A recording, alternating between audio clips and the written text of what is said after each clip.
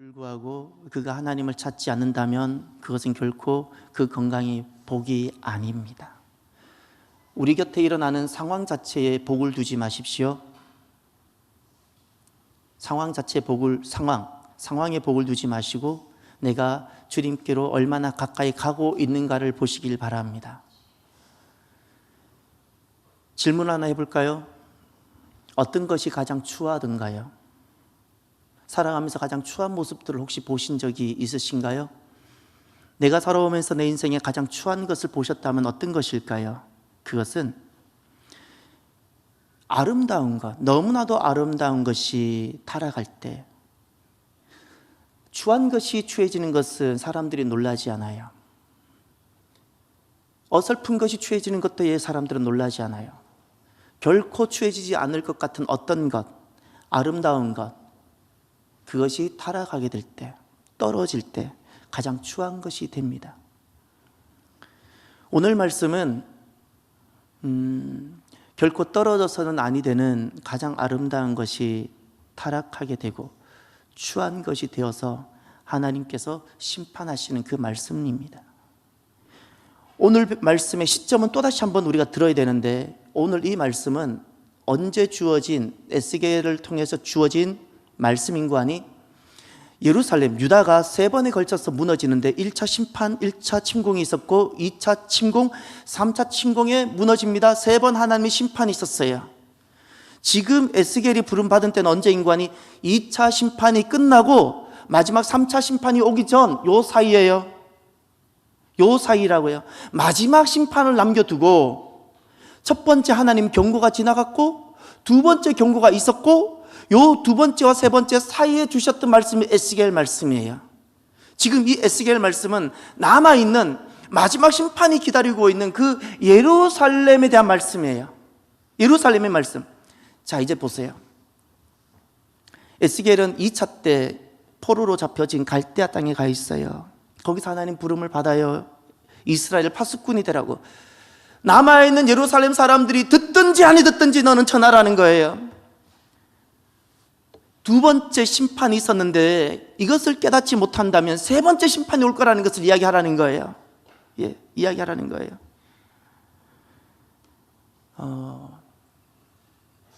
여러분, 우리 인생에 마지막 심판이 하나 있습니다.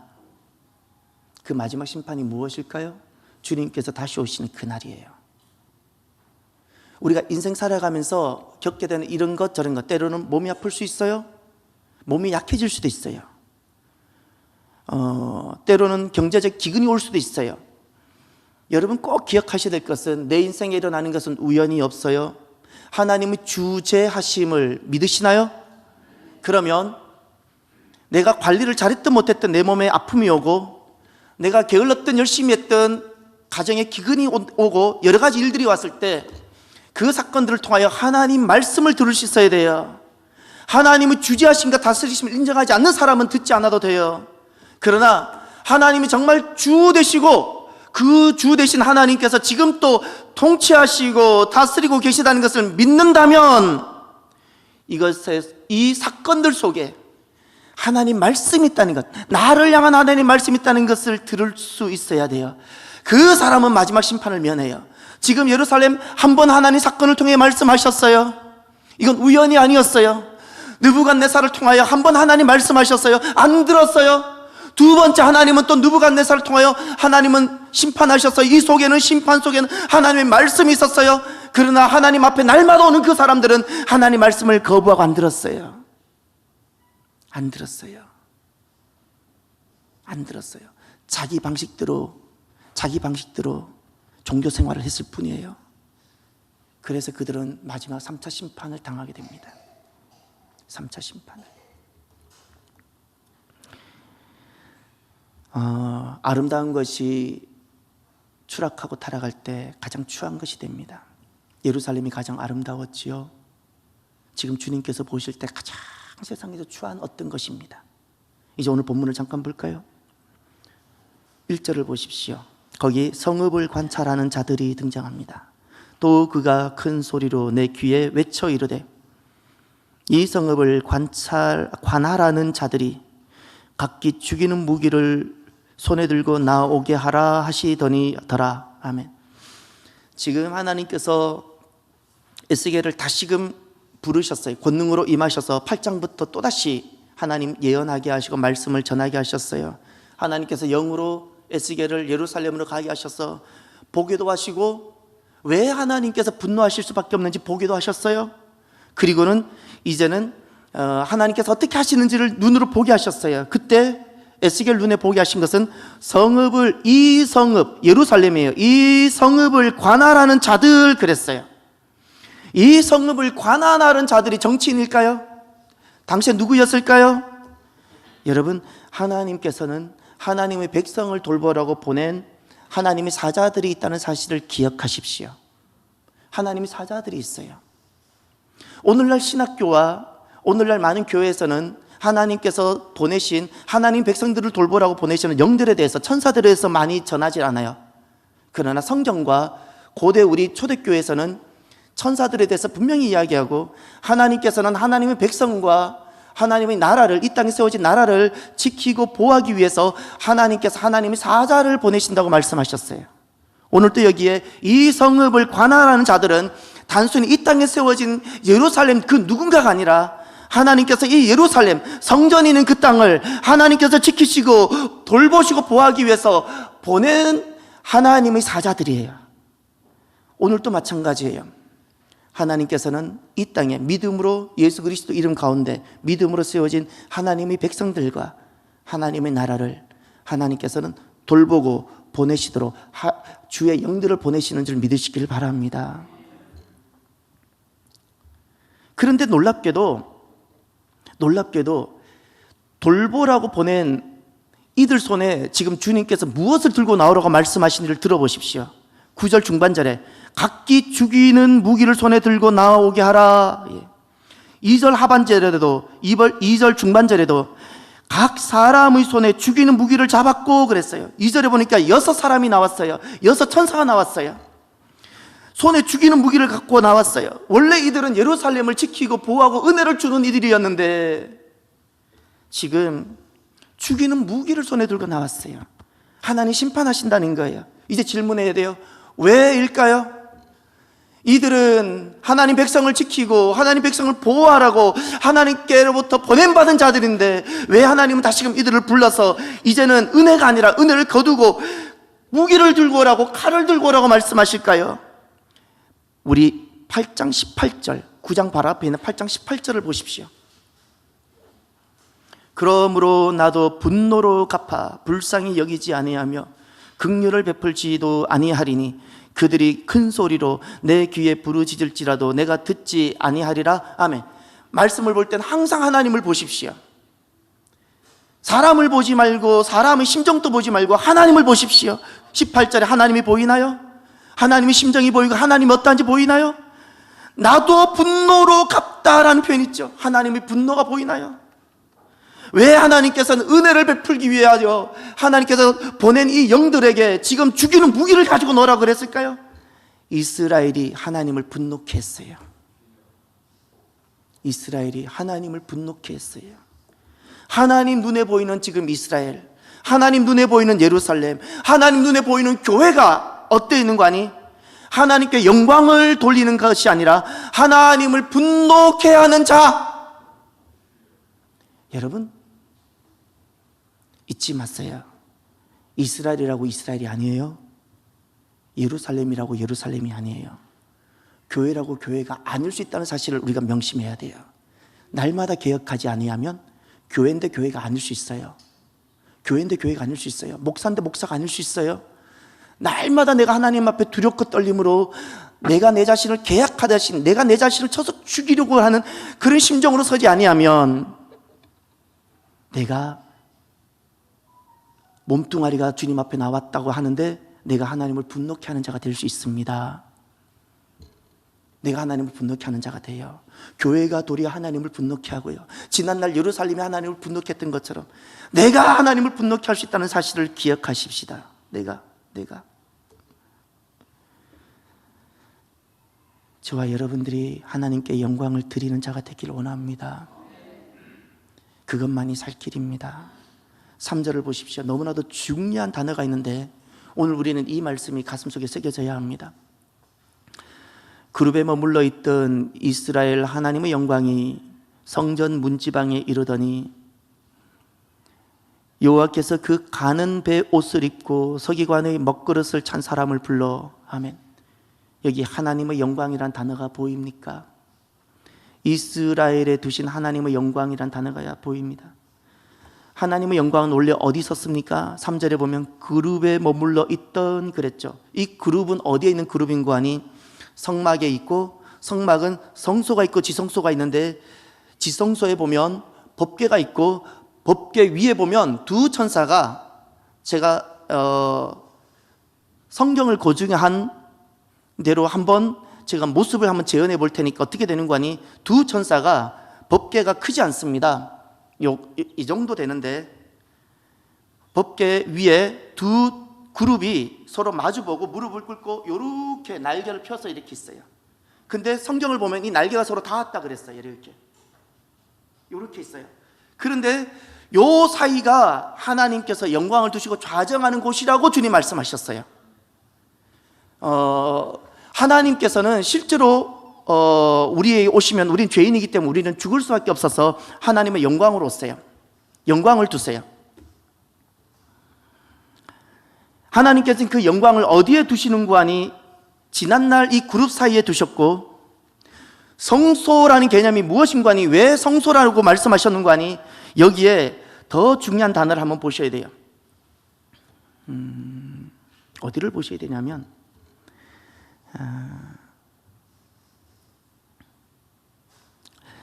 6절을 보세요.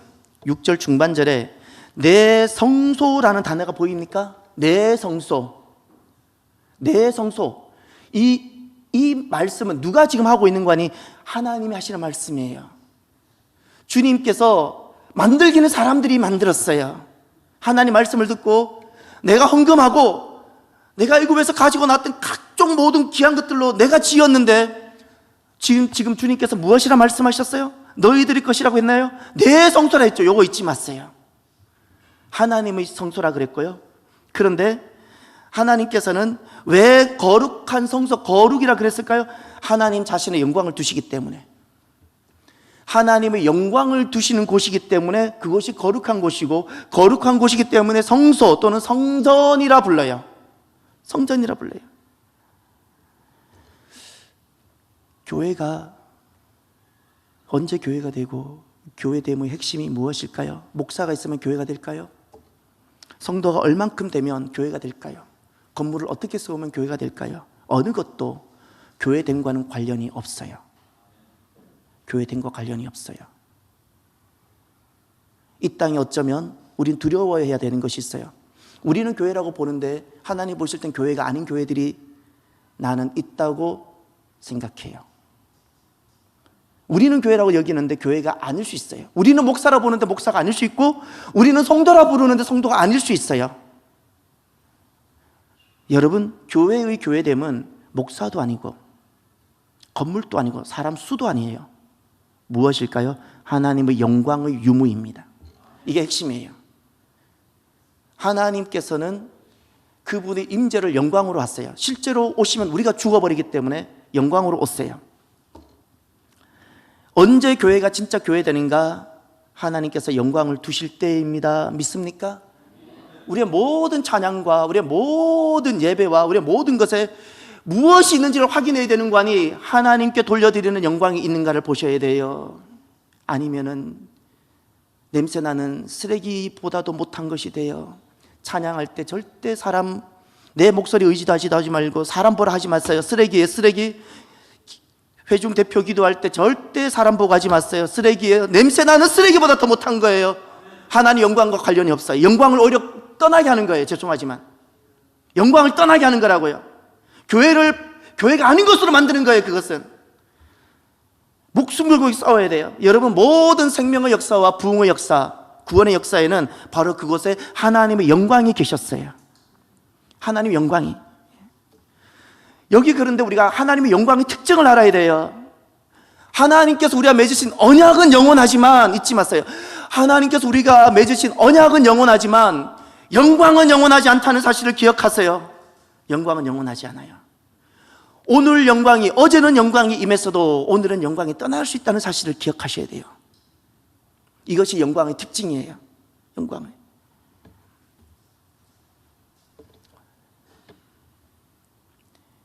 저는 우리 교회를 법으로 세워가고 싶지 않아요. 법으로 세워간다는 것은 법이 기준이란 뜻이에요. 절대 이 세상에 하나님께서 세우신 교회는요, 교회의 법으로 세워지지 않아요. 죄송하지만 이 법은 왜 있는가? 우리가 사람이기 때문에 우리가 질서를 두기 위해서 합리적인 방법을 두신 거고, 우리 모두가 정말 금식해서라도 기도하면서 우리가 구해야 될 가치가 있어요. 그것은 법 위에 하나님의 영광이 있어야 돼요. 무엇이 지금 하나님의 영광인가를 보셔야 돼요. 어떤 것이, 우리가 아는 어떤 것이 하나님께 영광이 되어지고 어떤 모습에 하나님께서 영광을 두실지를 보셔야 돼요. 그것이 우리 교회가 가야 되는 길이에요. 누군가가 교회 세습에 대해서 물을 수 있어요. 저는 제가 목사인지라 많은 것을 생각합니다. 많이 생각해요. 지금 또 우리가 속한 교단에서 어느 교회가 그 문제로 세상에 또다시 회자되고 있지요. 그 문제의 핵심이 무엇일까요?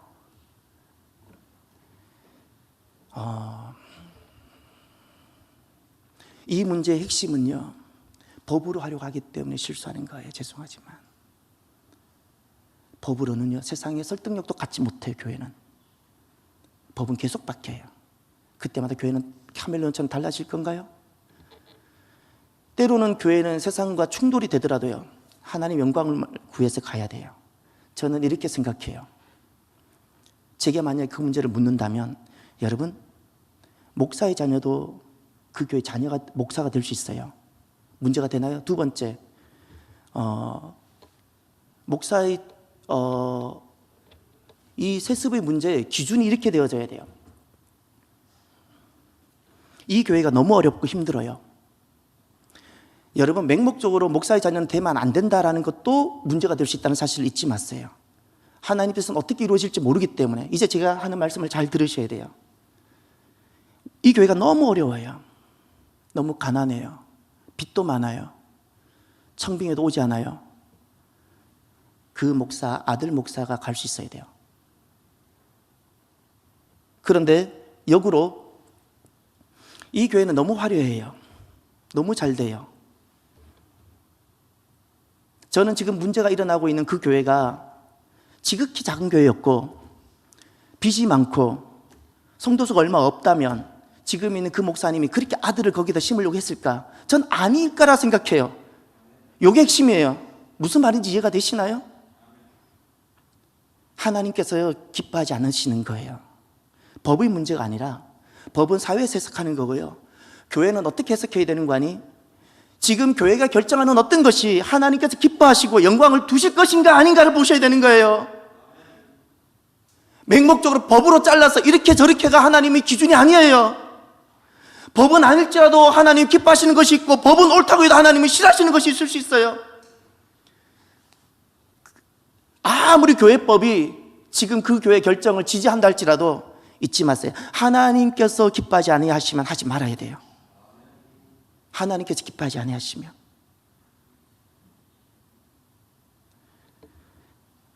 교회의 기준은 법 위에 하나님의 영광이어야 돼요. 왜냐하면 영광이 떠나면 더 이상 교회가 아니기 때문에. 하나님이 계시지 않으면 그건 교회가 아니고 잡동산이니까. 잡동산이. 교회는 하나님께서 영광으로 계실 때만 교회입니다. 교회입니다. 우리 교회가 이 길 걸어갈 수 있도록, 이 땅에 세워진 교회가 이 길 걸어갈 수 있도록 기도합시다. 기도합시다. 그리고 영광으로 임하신 하나님께서 무엇을 말씀하시는가? 4절을 보십시오. 오늘 4절이 주제절과 관련됩니다. 여호와께서 이르시되 너는 예루살렘 성읍 중에 순행하여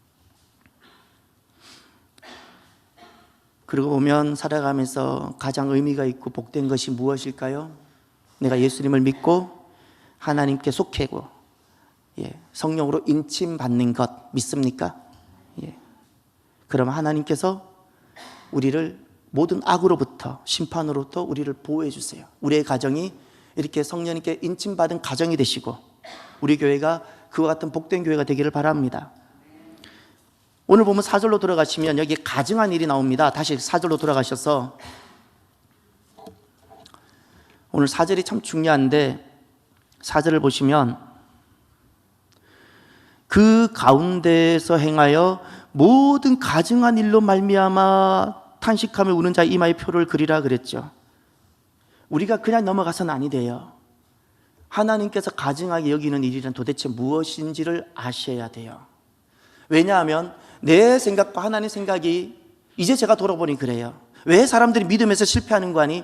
하나님의 생각과 내 생각이 너무나도 달라요. 너무나도 달라요. 그래서 실패해요. 나는 믿음 생활 잘한다고 생각했는데 하나님의 생각은 이것이었고 하나님의 선은 이것이었고 하나님의 가정은 이것이었는데 사람은 나는 나의 선은 이거라 생각했고 나는 가정을 이거라 여겼기 때문에 결국 내가 믿음에 실패했던 거예요. 사람들은요 하나님의 생각과 내 생각을 일치시키지 못해요. 오늘도 마찬가지예요. 여러분 가정이라 했을 때 내가 떠오르는 어떤 것으로 여기지 마십시오. 다 지우세요. 하나님은 무엇을 가정으로 이겼는가를 생각하셔야 됩니다. 먼저 에스겔 2장으로 가보십시오. 2장 3절. 이제 하나님이 말씀하신 가증한 일이 무엇인지를 우리가 알아야 돼요. 2장 3절로 가시면 내게 이르시되 인자야 내가 너를 이스라엘 자손 곧 패역한 백성 나를 배반하는 자에게 보내노라. 거기 패역한 백성 배반한 자 그랬죠. 패역과 배반이라는 단어를 하나님 쓰셨어요. 지금 가증한 일을 하면서 에스겔에서 첫 번째 등장한 가증한 하나님께서 너무나도 몸서리치게 가증한 어떤 일에 있어서 패역이라는 단어가 쓰셨고 배반이라는 단어를 쓰셨어요. 이제 그런데 그것이 구체적인 어떤 것인지를 아직 말씀하진 않으셨어요. 무엇이 패역이고 무엇이 배반일까요? 5장으로 가보십시오. 5장 6절.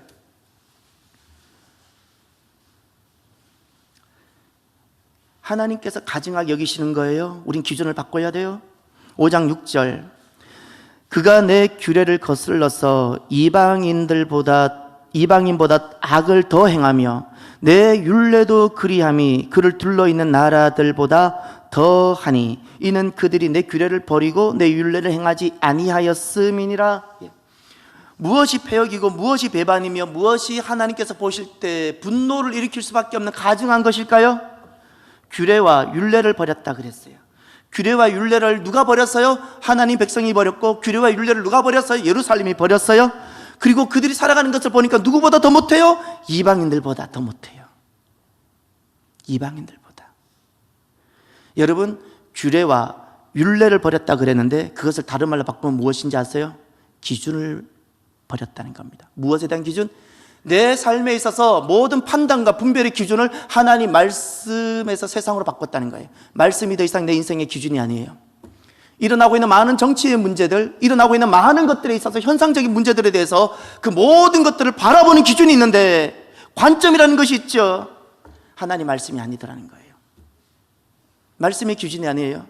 그런데 놀라운 것은 그것을 하나님께서는 가증하다 여기셨어요. 그게 가증한 거예요. 여러분 땅에서 일어나는 모든 것, 세상에서 일어나는 모든 것들을 우리는 보게 되어지죠. 그 보는 눈이 하나님의 말씀이 되시길 바랍니다. 말씀의 기준이 되십시오. 말씀의 기준. 저는 사람을 영웅으로 두지 않습니다. 저는 제가 제 인생에 정말 닮고 싶었던 분, 내가 참 존경하고 사모하는 분이 딱 3분이 계세요. 3분이. 그 중에 한 분은 제게 도리 아픔을 많이 주었어요. 그것을 통하여 주님께서 에게 깨닫게 하신 것이 있어요. 왜 너는 나를 영웅으로, 나를 주로 삼지 않고 사람을 영웅으로, 사람을 모델로 삼고 가느냐고. 제가 어떤 일이 있었을 때 제가 아픔을 겪으면서 주님께서 제게 주셨던 말씀 중에 하나가 그거예요. 저는 더 이상 사람을 영웅으로 삼지 않아요. 어떤 누구도 죄인이거든요. 사람을 영웅으로 삼으면 어떻게 될까요? 그가 기준이 돼요. 죄송하지만 그가 기준이 되어져요. 주님이 더 이상 기준이 또 되지 않고 말씀이 더 이상 기준이 되지 않아요. 그가 무엇을 했는가? 그가 말한 것이 좋아요.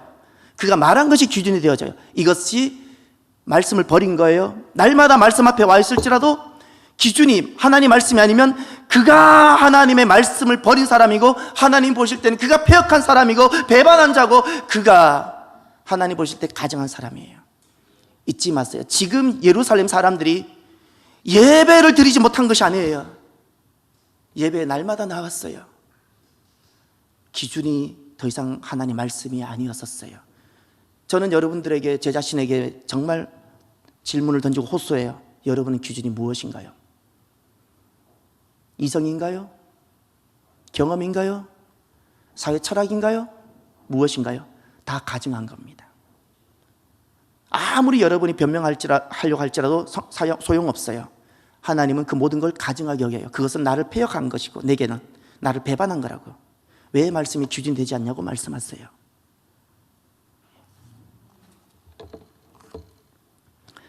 그러면 그 구체적인 것,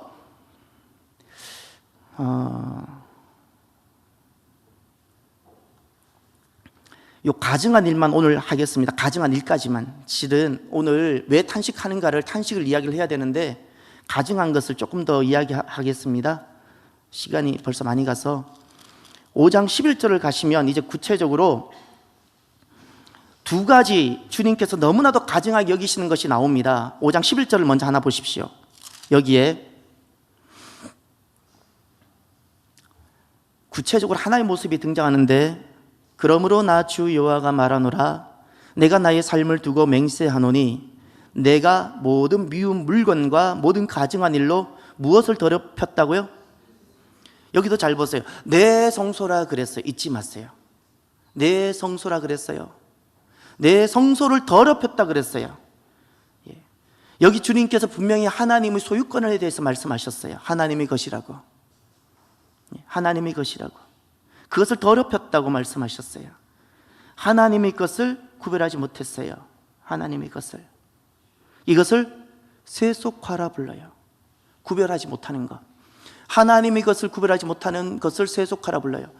반드시 세 가지를 구별하십시오. 내 신앙의 기준이 있어야 되는데 하나님의 시간을 구별하고 있는가를 돌아보십시오. 하나님의 시간, 여러분, 내가 정한 것이 아니라 하나님이 정한 기준이 있는데 하나님의 시간이 있어요. 그 시간을 내가 구별하고 사는지를 보십시오. 두 번째, 하나님이 정하신 장소가 있어요. 내게 두신 장소가 있는데 그 장소가 내게 구별되고 있는가를 보십시오. 세 번째, 물질입니다. 하나님께서 하나님의 것이라고 구별한 것이 있는데 그것이 구별되고 있는가를 보십시오. 그렇지 아니하면 주님께서 말씀합니다. 너는 내 성소를 더럽히고 있는 자다. 그것이 가증한 거예요. 죄송하지만 칼을 들고 다른 사람에게 해를 가하는 사람이 하나님 보실 때 가증한 사람이 아니라, 하나님의 백성이라는 사람들이 하나님이 성소를 더럽히는, 하나님 것을 구별해내지 못하는 이것이 하나님 보실 땐 가증한 것이라는 거예요. 가증한 것. 또 하나, 하나님이 것을 구별하지 못하고 더럽혔죠. 두 번째 보세요. 6장 9절을 보십시오. 6장 9절.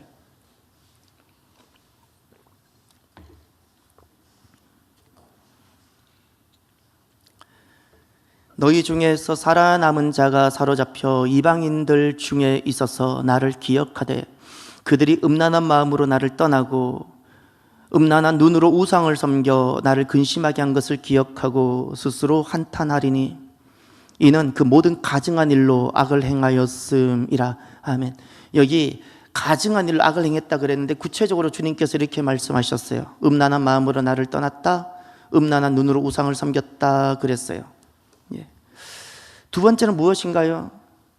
무엇이 가증한 일일까요? 음란함으로 우상을 섬기는 겁니다. 그 어떤 것이 도대체 우상을 섬기는 음란함일까요? 아니요, 간단합니다.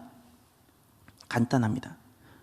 모든 음란함은 그 음란함 자체가 우상에 빠진 것이고, 모든 음란 그 자체가 하나님을 떠난 것입니다. 간단합니다. 복잡하게 생각하지 마십시오. 모든 음란, 그것이 눈으로 보는 음란이든 몸으로 행하는 음란이든 어떤 음란이든 모든 음란 자체는 우상에 빠진 것이고 하나님을 떠난 것이고요. 이 음란은 도대체 무엇인가? 자기 몸을 더럽히는 거예요. 자, 이제 두 가지를 보세요. 하나는 하나님의 성소를 더럽혔죠. 또 한 가지는 무엇인가요? 자기 몸을 더럽혔죠. 예, 가증한 일이라고 주님께서 말씀하셨습니다. 가증한 일이라고. 그래서 이 가증한 일에 대해서 구체적으로 주님께서 이제 네 가지를 말합니다. 이 두 가지가 큰 틀이고, 그러면 8장에 가서 실제로 예루살렘에 있었던 그 구체적인 내용들을 한번 볼까요? 8장에 가면 주님께서 예루살렘을 향하여 분노할 수밖에 없는, 하나님을 분노를 일으켰던 그 가증한 일이 구체적으로 이제 네 가지가 등장합니다. 첫 번째, 5절에 가면 끝에 제단 문 어기 북쪽에 그 질투의 우상이 있더라. 하나님께서 질투하게끔 하는, 질투를 유발시키는 우상이 있더라는 거예요. 그런데 위치가 어디예요? 위치? 제단 문이라 그랬죠. 그럼 여기가 어디예요? 예루살렘 저 어딘가예요? 어디예요? 성전이에요. 성전. 그 다음 또 보세요. 7절에 가면 뜰 문이 있죠. 이 뜰은 어느 뜰을 말할까요? 예루살렘에 있는 저 어느 마당을 말할까요? 성전뜰이에요. 성전뜰. 성전뜰에 그 다음에 구멍을 뚫어서 보니까 10절 보세요. 거기에 무엇이 있었어요? 각양 곤충과 가증한 짐승과 이스라엘 족속의 모든 무엇? 우상을 그 방 사방 벽에 어떻게 그렸다 그랬죠. 우상 벽화가 가득했다 그랬어요. 이게 지금 구체적으로 성전이 어떻게 타락하고 있는지를 보여주고 있는 거예요. 세 번째 보세요. 14절 가면 여호와의 전으로 들어가는 북문이라 그랬죠. 성전이죠. 성전으로 들어가는 북문에 거기 누가 있어요? 여인들이 있었죠. 여인들이 항상 심정적으로 남자들보다 훨씬 더 많이 기도를 합니다. 근데 이때도 마찬가지예요. 여인들이 더 많이 기도하는데 놀랍게도 무엇을 위하여 애곡하고 기도하고 있었죠? 담무스예요. 이건 우상이에요. 담무스를 위하여 애곡하고 있더라는 거예요. 네 번째, 16절을 보시면 이번에는 성전 안뜰로 들어갔죠. 조금 더 가까운, 주님 계시는 곳으로 더 가까운 곳을 갔어요. 그랬더니 여호와의 성전 문 곧 현관과 제단 사이에까지 갔는데 거기 무엇을 했었어요? 예, 동쪽 태양에게 경배했죠. 동방 태양을 숭배했어요. 예. 핵심이 요약해 보면 하나님께서 보시는 가증한 일은, 죄송하지만 칼을 들고 어떻게 해야 하는 것이 아니라 우리는 그런 것들을 가증하다 여기죠. 하나님의 백성들이 기준을 버렸어요. 더 이상 말씀이 기준이 아니에요. 세상을 읽어가는 눈이 하나님 말씀이 있지 않아요. 그렇게 보는 것이 가증한 것이고, 하나님 성소를 더럽히는 것이고, 내 몸을 더럽히는 것. 이 모든 것은 잊지 마세요. 신앙이 변질됐습니다. 신앙이 변질됐어요. 이게 가증한 일이에요. 가증한 일에는 반드시 심판과 멸망, 가증한 일이란 다른 것이 아니에요. 가증한 일, 하나님의 심판과 멸망을 초래하게 합니다. 우리가 무엇을 주의하고 무엇을 조심해야 되는가? 가증한 일이 당연시되는 세상을 주의하십시오. 이 가증한 일이 교회 안에서 이루어진다는 사실을 잊지 마십시오. 교회 안에 하나님은 그토록 가증하게 여기신 어떤 일들이, 하나님의 그 분노와 질투가 일어날 수밖에 없는 어떤 일들이 당연시되는 교회 풍토와 당연시되는 교회의 모습 주의하십시오. 우리 안에도 마찬가지예요. 내가 그저 교회 나왔다고 안심하지 마십시오. 하나님의 것을 구별하고 내 몸이 성전에도 구별해야 되는데 그러지 못하고 점점 세상과 구별되지 않도록 하는, 하나님 보실 때 가증할 수밖에 없는 어떤 것들이 우리 안에 일어나는 것을 보십시오. 일어나는 것을. 그래서 우리가 탄식해야 되는 겁니다. 이 탄식의 말씀은 오늘 꼭 했어야 되는데, 그래야지 가증하다 다음에 탄식이 와야지 오늘 말씀을 마무리 지을 수 있는데, 오늘은 벌써 시간이 저렇게 가서 여기까지 하고 탄식의 부분은 다음 주에 하도록 하겠습니다. 여러분, 가증한 일이 당연시되는 세상, 가증한 일이 당연시되는 풍토, 가증한 일이 당연시되는 교회를 주의하십시오. 말씀이 기준이 되시길 바랍니다. 기도합시다. 여러분, 변질은 소리 소문 없이